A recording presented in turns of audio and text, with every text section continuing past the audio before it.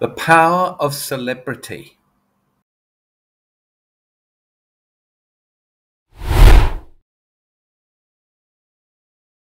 A few years ago, I remember seeing images of Prince Harry, that red-headed English bloke, receiving a rock star's welcome in the USA when he and Meghan went to live there. First of all, I think it's amusing how the Americans fawn over royalty, given the enthusiasm with which they divested themselves of George III back in the 18th century. But I also remember when Oprah Winfrey visited Australia a few years ago, 2010, I think, and was herself given the kind of greeting that Queen Elizabeth II was once given here, the royal treatment, people lining the streets to catch a glimpse. Or the way ABBA was greeted here decades earlier, and the Beatles decades before that, and no doubt Taylor Swift here next month, February. What is it about celebrity? What is it about human beings that draws them to someone who is famous? What is it that generates in apparently rational, mature people, well, maybe not, this ridiculous devotion? Well, as usual, I have a theory. In many animal societies, including those of human beings, there emerges a hierarchy of power with alpha and beta males and females. The alphas have special privileges, usually to do with access to mates and the right to other resources.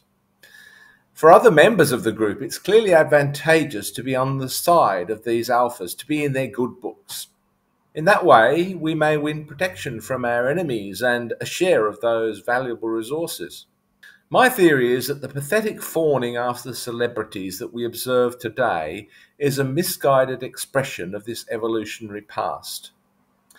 Celebrities represent the alphas who are perceived to have power and or access to mates and or access to resources, usually wealth.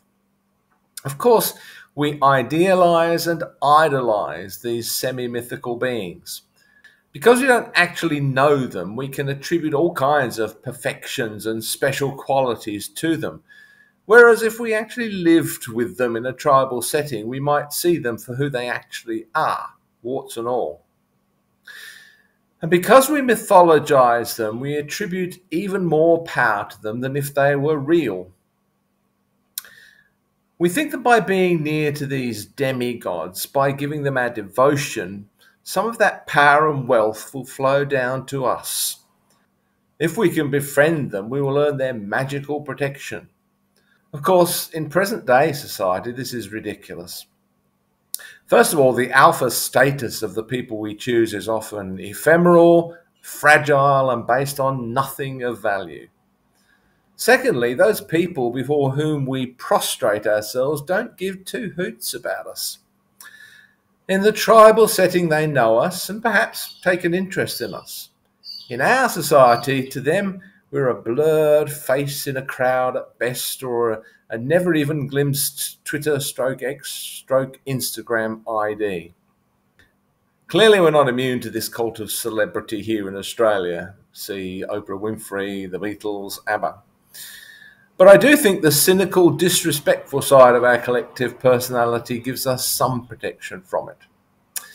As always, I think the USA leads the field here. They will make celebrities of anyone, for holding the world record for eating hot dogs, or whatever it may be, for any or no reason. Perhaps their worst crime, though, is to make celebrities of their political leaders. I'm not entirely immune to this tendency myself, of course.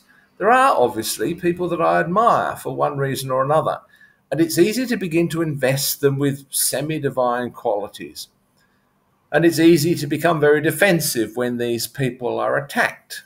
But it's always an enormous disappointment when they behave in some way which betrays my image of them. And as they say, never meet your heroes. Of course, that isn't them. It's not who they really are. It never was. It's just an image that I have created. I hate it when someone creates an image of me in their mind, particularly an image of me as in some way a good person. I'm not a good person. I'm a person who sometimes does good things and sometimes does bad things. more often probably mediocre things. We should never burden other people with our idolization of them. So, if my theory is in fact true and we do perceive these celebrities, these influencers, as today's alpha males and females, then this is yet another example of how we as human beings are hopelessly and blindly at the mercy of our evolutionary past.